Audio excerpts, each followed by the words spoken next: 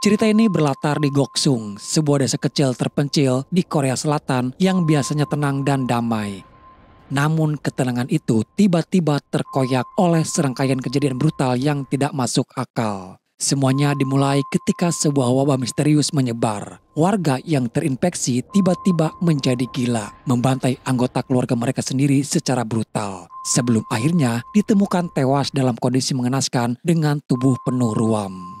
Pihak kepolisian lokal kebingungan mencari penjelasan logis. Di tengah kepanikan itu, sebuah rumor mulai menyebar di antara warga. Semua teror ini dimulai tepat setelah seorang pria Jepang tua yang misterius datang dan tinggal sendirian di tengah gunung. Jonggu, seorang polisi lokal yang awalnya skeptis, terpaksa harus menangani kasus ini. Namun sikap profesionalnya harus hancur ketika Hyujin, anak perempuan satu-satunya, mulai menunjukkan gejala-gejala mengerikan yang sama. Kini Jonggu harus berpacu dengan waktu, terjun langsung ke dalam misteri yang mengaburkan batas antara fakta dan tahayul. Dia harus mengungkap siapa atau apa sebenarnya sosok di gunung itu, sebelum putrinya bernasib sama seperti korban-korban lainnya. Cerita kemudian beralih pada Jonggu, seorang petugas polisi lokal yang menerima panggilan telepon. Dia mendapatkan kabar bahwa seorang warga di desanya ditemukan tewas. Dan Jonggu menduga kalau ini adalah kasus pembunuhan. Dia pun lalu segera berangkat menuju ke lokasi kejadian. Setibanya di sana, situasi sudah ramai dan panik. Polisi, ambulans, dan warga setempat mengerumuni area tersebut. Jonggu langsung merasakan ada kejanggalan. Setelah diselidiki diketahui bahwa korban tewas akibat ditusuk oleh suaminya sendiri, yang kini kondisinya hanya terduduk diam seperti orang yang kehilangan akal. Polisi tidak menemukan motif yang jelas, bahkan tidak tercium aroma alkohol dari sang suami. Yang lebih aneh, bukti di lapangan menunjukkan bahwa sang suami membunuh istrinya di lokasi lain, lalu memasukkan jasadnya ke karung dan menyeretnya kembali ke rumah. Saat memeriksa sekitar lokasi, Jonggu melihat sesuatu yang janggal, semacam tanaman kering mirip jamur yang tergantung di rumah itu. Namun perhatiannya teralihkan ketika dipanggil oleh rekannya. Di ruangan lain, mereka menemukan lilin yang masih menyala, seakan-akan tempat itu baru saja digunakan untuk sebuah ritual. Keesokan harinya di hutan, seorang pria pemburu berhasil menangkap seekor rusa besar. Namun karena buruannya yang terlalu berat, ia pun terjatuh dan membuat dia jatuh pingsan. Saat sadar, ia melihat pemandangan mengerikan. Seorang pria yang hanya mengenakan cawat sedang memakan rusa buruannya mentah-mentah. Pria Jepang itu menyadari dirinya diamati. Ia lalu mendekati si pemburu yang panik ketakutan, seakan-akan ingin menerkamnya.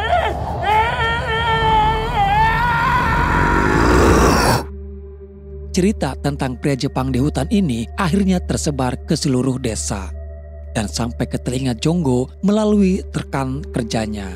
Tentu saja Jonggu tidak percaya. Rekannya berteori bahwa sejak pria Jepang itu datang, desa mereka seakan terkutuk, termasuk kasus suami yang membunuh istrinya 2 hari lalu. Jonggu tetap skeptis karena menurut laporan media, pria itu menjadi gila akibat mengkonsumsi jamur beracun.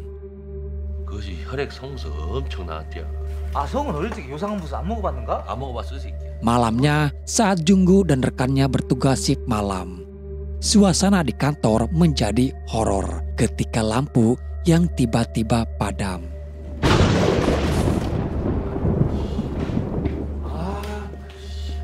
Saat mereka mengecek sumber listrik, sosok bayangan di luar pintu mengejutkan mereka.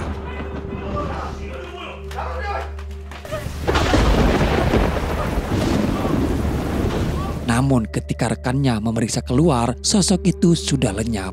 Jonggu menganggap itu hanyalah seorang gelandangan.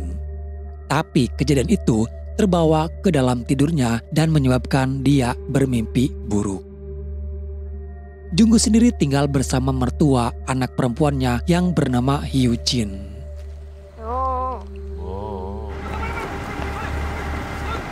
Malam harinya, kasus baru terjadi. Kebakaran hebat menewaskan hampir seluruh anggota keluarga. Junggu datang terlambat ke lokasi. Api yang sudah padam. Tapi dia melihat seorang wanita yang juga warga di sana tampak seperti orang gila. Mencoba menyerang petugas dan mendekati jasad korban. Tiba-tiba wanita yang kerasukan itu meronta dan menyerang Junggu. Membuatnya jadi tontonan warga.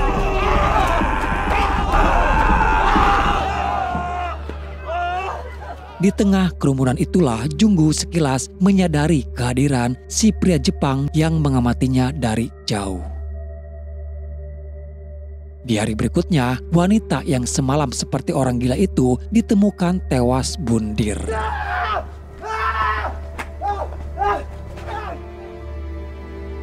Polisi segera menyelidiki. Ternyata sebelum kebakaran terjadi, 3 orang di rumah itu sudah tewas ditusuk. Tersangka utamanya adalah wanita gila tersebut. Berita itu pun menyebar dengan cepat. Pemilik rumah makan bercerita kepada Junggu bahwa ada rumor si wanita yang bundir itu sempat bertemu dengan si pria Jepang. Lalu dia diperkaos dan setelah kejadian itu si wanita menjadi gila. Sering mondar-mandir di malam hari dengan tubuh penuh ruam dan bicaranya tidak jelas. Junggu mulai percaya pada rumor itu dan menceritakannya lagi kepada rekannya. Tapi sekarang rekannya malah berkelit dan bilang kalau ceritanya dulu itu hanya bercanda. Saat mereka sedang bicara, seorang wanita asing yang kelak diketahui bernama Myung tiba-tiba melemparkan batu ke arah Junggu dan rekannya. Mereka mengira wanita itu gila dan tidak menanggapinya. Junggu lalu punya ide dan menyuruh rekannya memeriksa ruam di tubuh korban yang bundir. Sementara rekannya pergi, Myung terus melempari Junggu. Wanita itu lalu mendekat ke rumah yang terbakar dan berkata bahwa wanita yang bundir itu memang benar membunuh keluarganya sendiri. Myung tidak menjelaskan siapa dirinya, tapi dia mengaku melihat segalanya. Myung mengklaim bahwa pria Jepang di desa itu adalah hantu yang menghisap darah manusia. Dia juga memperingatkan Junggu jika Junggu sering melihat pria Jepang itu di dekatnya, artinya si pria Jepang sedang mengintainya.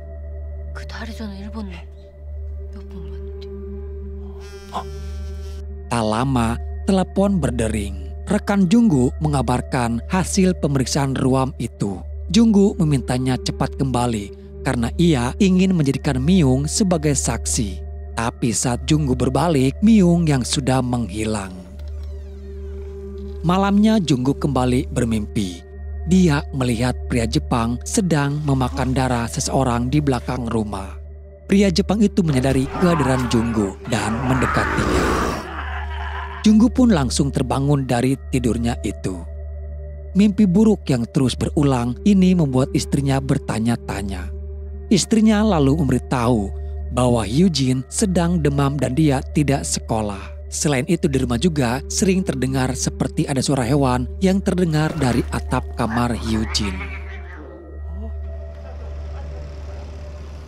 Junggu kemudian bertemu dengan si pemburu, penyebar gosip pria Jepang pemakan rusa. Si pemburu menunjukkan luka jahitan di kepalanya dan bersikeras bahwa apa yang dilihatnya itu nyata. Cerita si pemburu ini sama persis dengan apa yang Junggu dilihat dalam mimpinya. Membuatnya semakin bingung mana yang nyata dan mana yang tidak. Karena sudah meresahkan warga, Junggu meminta alamat si pria Jepang. Mereka, Junggu, rekannya, dan si pemburu pergi ke hutan.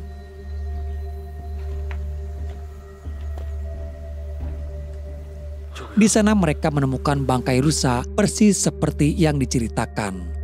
Namun saat itu cuaca tiba-tiba berubah drastis. Si pemburu ketakutan dan ingin kembali. Namun tiba-tiba petir menyambar si pemburu.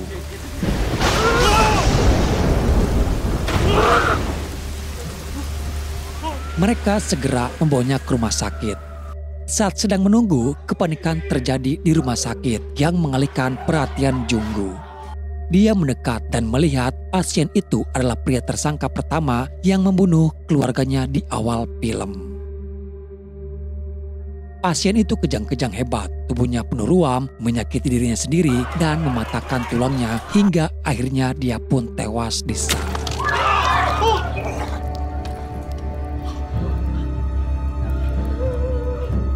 Junggu dan rekannya kemudian mendiskusikan apa yang sebenarnya terjadi.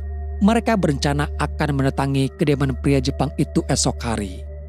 Namun saat Junggu pulang ke rumah, dia menemukan Hyujin yang masih demam.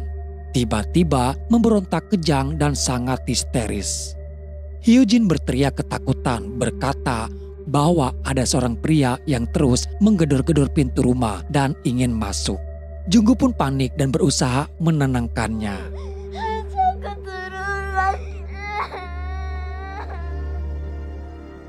Pagi harinya Junggu melihat Hyujin tampak sudah pulih. Namun sekarang perilaku Hyujin mulai berubah. Dia makan dengan begitu lahap seakan tidak pernah merasa kenyang. Melihat hal ini, mertuanya curiga dan menyarankan Junggu memanggil dukun untuk memeriksa Hyujin. Saat kembali di kantor, Junggu dan rekannya memutuskan untuk mendatangi kediaman pria Jepang itu. Kali ini mereka membawa seorang diakon, pria gereja yang masih dalam pelatihan, sebagai penerjemah yang bisa berbahasa Jepang. Singkat cerita, mereka kembali ke hutan dan menuju rumah si pria Jepang. Satu-satunya rumah di area terpencil yang dikelilingi tanaman liar. Karena tidak ada jawaban, mereka memutuskan untuk masuk paksa. Mereka terkejut melihat isi rumah itu. Ada seekor anjing hitam penjaga yang terus menggonggong agresif. Junggu kemudian membuka paksa sebuah ruangan lain dan menemukan lilin-lilin yang masih menyala terang, seperti sebuah altar untuk ritual. Sementara itu rekannya menemukan ruangan tersembunyi. Di dalamnya penuh dengan foto-foto warga desa yang mengerikan. Foto-foto itu diambil dalam dua kondisi, sebelum dan sesudah mereka tewas mengenaskan. Ini menyiratkan bahwa si pria Jepang tahu persis siapa yang akan menjadi korban selanjutnya. Di luar, si diakon tiba-tiba diserang dan digigit oleh anjing itu. Junggu berusaha menolong, tapi ikatan si anjing terlepas. Junggu dan si diakon terpaksa lari berlindung ke dalam.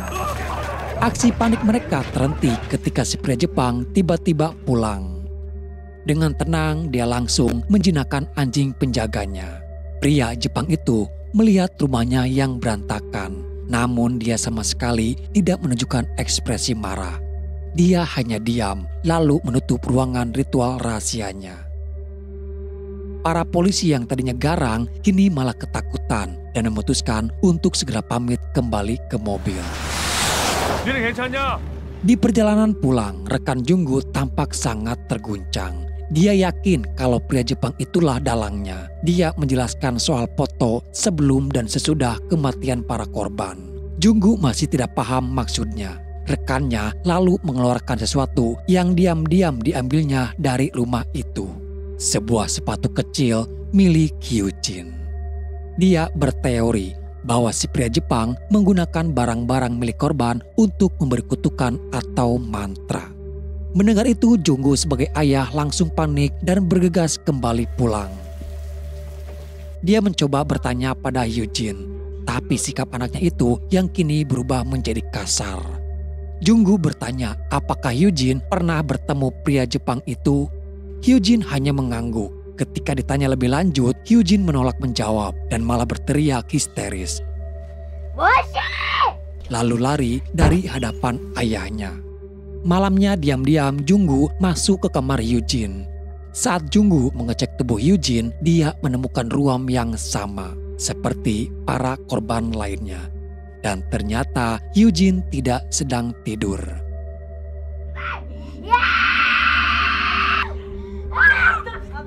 Saat ibu mertua dan istrinya mencoba menenangkan Hyujin, dia malah mengancam akan membunuh mereka semua. Sang mertua pun akhirnya mengaku kalau dia sudah memanggil si dukun. Dan dukun itu mengatakan bahwa Hyujin telah dirasuki oleh roh jahat. Dan jika mereka tidak segera bertindak, akan ada yang terbunuh di rumah itu.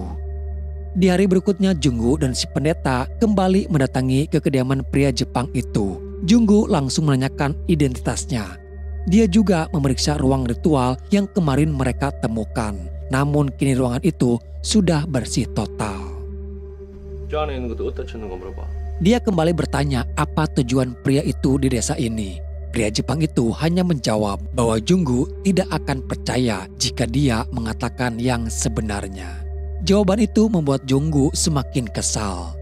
Si pendeta berusaha menerjemahkan luapan emosi Junggu yang kini mengancam dan menyuruh pria Jepang itu segera pergi dari desa. Pria Jepang itu hanya diam, tidak merespon. Junggu yang sudah dikuasai amarah akhirnya mengamuk dan mulai menghancurkan isi rumah pria itu.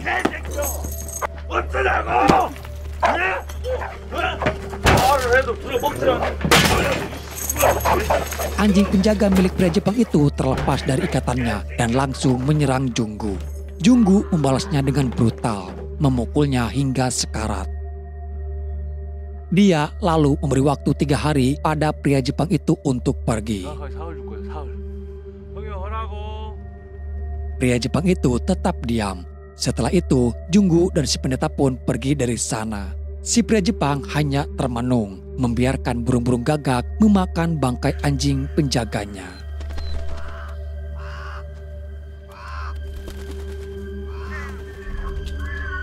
Pada besok paginya, istri Junggu berteriak histeris. Ternyata jasad anjing hitam itu kini tergantung di depan gerbang rumah mereka. Lalu dukun yang dijanjikan ibu mertua akhirnya datang. Dia adalah Il Guang. Sebelum masuk, Guang memeriksa pagar rumah dengan seksama. Dia lalu berhadapan langsung dengan Hyujin. Sambil bersiul-siul, Il Guang mencari sumber masalah. Pandangannya tertuju pada sebuah gentong besar. Ketika gentong itu dipecahkan, di dalamnya ditemukan bangkai seekor burung gagak. Il Guang pun berkata bahwa Junggu sedang berhadapan dengan roh jahat yang sangat kuat. Sebuah ritual kecil pun dilakukan. Hyujin langsung bereaksi keras dan memberontak.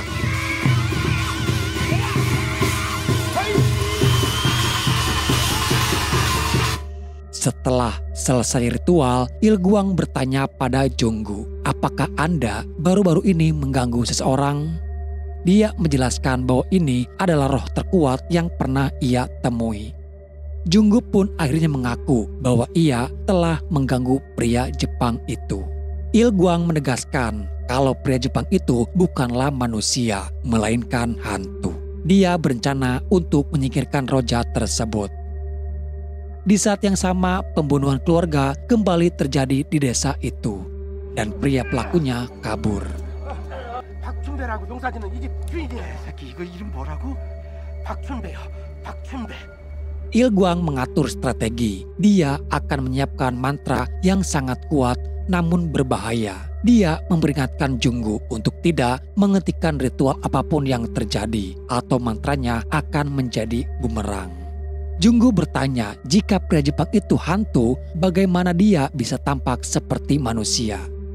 Il Guang menjelaskan bahwa dia bukanlah roh biasa, melainkan penguasa dari kegelapan.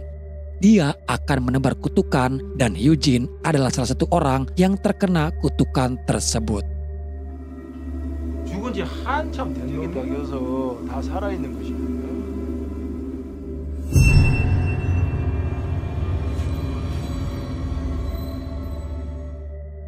Hari ritual pun tiba. Di sisi lain di bawah air terjun, si pria Jepang juga memulai ritualnya sendiri. Myung, wanita berbaju putih, diam-diam mengintip aksi pria Jepang itu. Menjelang petang, ritual utama dilaksanakan. Il Guang memulai ritualnya di halaman rumah Junggu. Si pria Jepang juga melakukan ritualnya di gunung.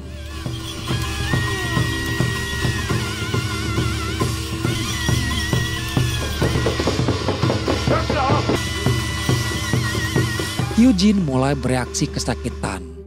Il-gwang menggunakan ayam putih, sementara si pria Jepang menggunakan ayam hitam. Keduanya melakukan ritual di saat yang bersamaan. Hyujin menjerit kesakitan.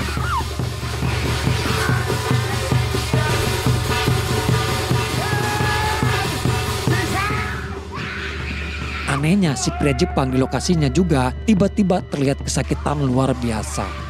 Junggu yang tidak tega melihat penderitaan Hyujin dan didesak oleh istrinya membuat Junggu panik dan mengacaukan ritual tersebut.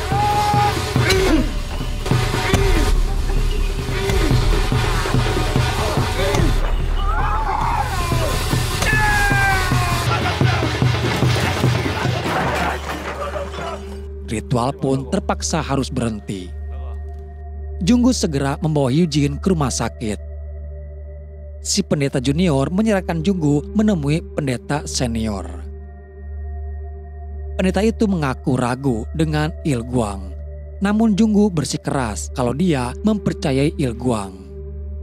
Dia lalu meminta si pendeta menemaninya besok untuk bertemu pria Jepang itu sekali lagi. Hanya untuk memastikan apakah hantu itu bisa dibunuh atau tidak. Si pria Jepang yang tampak sudah pulih sepenuhnya dan terlihat berlari pergi ke hutan.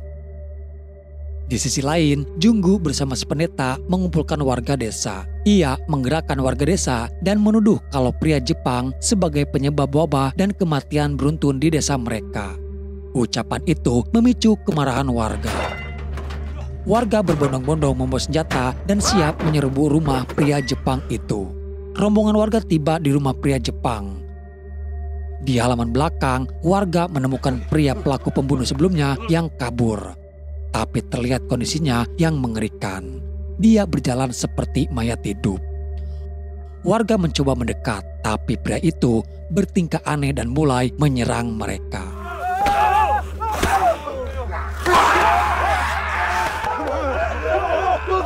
Dia bahkan berhasil menggigit si pendeta. Junggu memukulnya dengan batu, tapi mayat itu malah balas menyerangnya.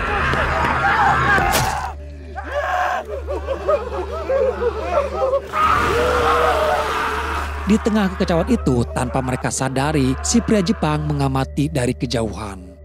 Pria yang kesurupan itu akhirnya mematahkan tulangnya sendiri dan mati di tempat tersebut.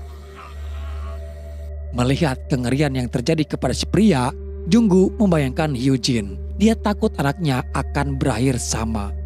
Tiba-tiba posisi si pria Jepang diketahui. Pengejaran pun dimulai.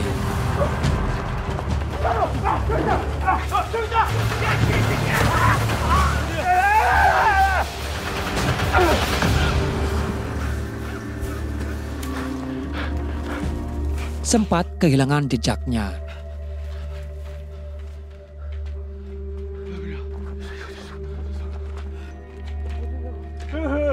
Namun saat mereka akan kembali, mobil yang dibawa mereka hampir mengalami kecelakaan dan secara kebetulan mereka menabrak seseorang.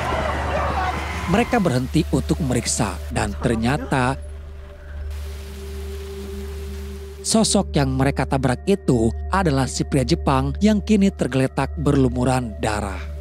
Junggu dan warga lainnya memutuskan untuk membuang jasad si pria Jepang ke jurang. Tanpa mereka sadari, Myung juga menyaksikan semua itu dari kejauhan. Setelahnya Junggu pergi ke rumah sakit dan mendapati kondisi Hyujin telah membaik. Dia sudah sadar dan tidak histeris lagi.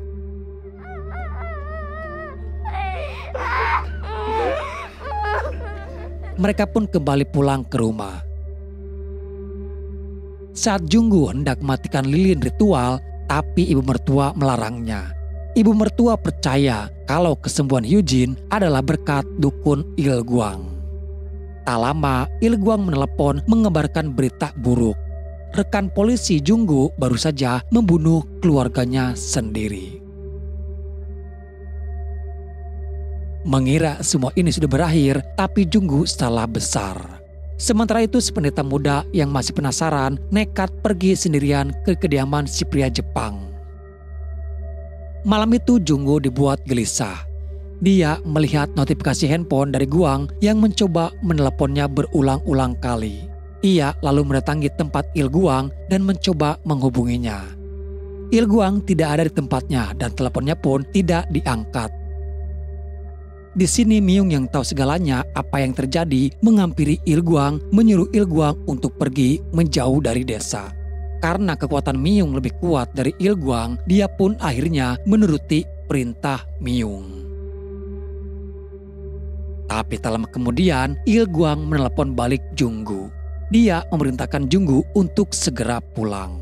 Il Guang mengaku telah membuat kesalahan. Dia berkata bahwa Myung, wanita berbaju putih, adalah roh jahat yang sebenarnya. Junggu bingung, dia bertanya lalu siapa pria Jepang itu. Il Guang menjelaskan bahwa pria Jepang itu adalah sesama dukun yang juga berusaha untuk menyingkirkan Myung. Junggu pun kembali pulang, namun Hyujin sudah tidak ada di rumah. Dia panik mencarinya keliling desa dan kebetulan di sana dia bertemu dengan Myung. Myung menjelaskan bahwa Hyujin kini sudah ada di rumah. Tapi Myung melarang keras Junggu untuk jangan pulang sekarang karena si pria Jepang itu sedang menunggu di rumahnya. Junggu sempat tidak percaya. Dia berkata kalau pria Jepang itu sudah mati. Namun Myung membantahnya, menegaskan kalau si pria Jepang itu tidak benar-benar mati. Kematian tidak bisa menyentuhnya. Myung mengaku telah memasang jerat di rumah Junggu untuk menangkap iblis itu. Dia memohon agar Junggu menunggu sampai ayam berkokok 3 kali. Saat Junggu bimbang, Il Guang menelpon lagi. Dia berteriak di telepon, menyuruh Junggu jangan percaya pada Myung dan harus segera pulang sekarang juga. Junggu kini terjebak di antara 2 pilihan. Myung menegaskan kembali bahwa Il Guang dan pria Jepang itu telah bersekongkol. Di saat yang sama di dalam gua, si pendeta muda meminta pria Jepang itu menunjukkan wajah aslinya. Pria Jepang itu yang memang masih hidup tertawa dan berkata, "Bukan aku yang tidak akan dibiarkan pergi, tapi kau yang tidak akan kubiarkan pergi." Myung meminta Junggu menunggu 3 kali kokokan ayam. Ayam baru berkokok 1 kali, namun Junggu sudah sangat khawatir. Dia bertanya kenapa ini bisa terjadi. Myung berkata karena Junggu telah berbuat dosa karena mencurigai orang dan mencoba membunuhnya. Lalu ayam berkokok 2 kali. Junggu yang terlanjur tidak percaya dan kecurigaannya memuncak saat dia melihat jepit rambut Hyujin dan pakaian korban lain ada pada Myung. Junggu yakin Myung adalah iblisnya. Dia pun berlari pulang menerobos Myung yang berteriak histeris. Myung yang tampak bersedih, upayanya untuk menyelamatkan warga desa telah gagal.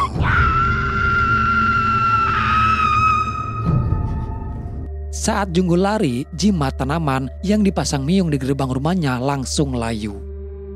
Junggu tiba di rumah dan dia menemukan pemandangan mengerikan, di mana istri dan ibu mertuanya telah dibantai.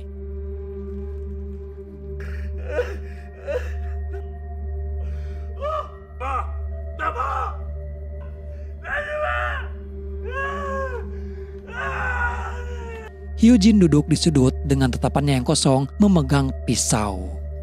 Junggu hanya bisa menangis, meratapi nasib dan memanggil nama anaknya. Kembali ke tempat si pendeta. Sekarang si pria Jepang telah menunjukkan wujud aslinya. Ia adalah sosok iblis yang memang menjadi penyebab wabah di desa itu. Si pendeta yang semula mengincarnya kini diincar balik. Ia tidak akan lepas dari pria Jepang itu yang sekarang kegirangan karena telah menangkap mangsanya.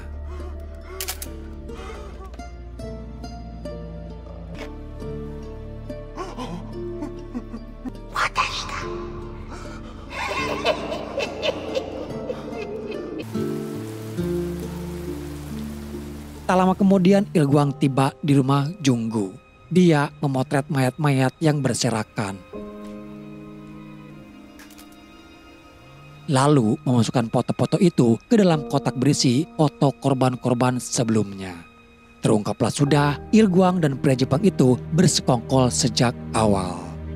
Junggu dalam keadaan sekarat memandang wajah putrinya untuk terakhir kali. Ia teringat masa-masa bahagia mereka dulu saat Eugene tertawa memanggilnya apa. Dengan penuh kasih, air matanya pun jatuh. Dan di tengah tangisan itu, disitulah cerita film The Wailing berakhir. Bukan dengan kemenangan ritual, tapi dengan sebuah catatan kelam tentang keraguan. Horor sesungguhnya di film ini bukan sekedar sosok iblis di dalam gua, tapi proses bagaimana iman dan logika seorang ayah bisa dihancurkan dari dalam. Iblis di Goksung tidak pernah memaksa, dia hanya memancing. Dia menyebar wabah, melempar rumor, dan membiarkan manusia menghancurkan dirinya sendiri melalui kepanikan. Junggu dihadapkan pada dua pilihan sederhana, percaya pada Myung, sang penjaga goib yang misterius, atau percaya pada Ilguang, dukun logis yang ternyata adalah kolaborator iblis. Pada akhirnya, Junggu gagal dalam ujian itu. Dia lebih memilih untuk ragu. Saat dia menerobos masuk ke rumahnya sebelum ayam berkokok 3 kali, dia tidak sedang menyelamatkan keluarganya. Tapi dia justru sedang menghancurkan perangkap yang disiapkan untuk mereka.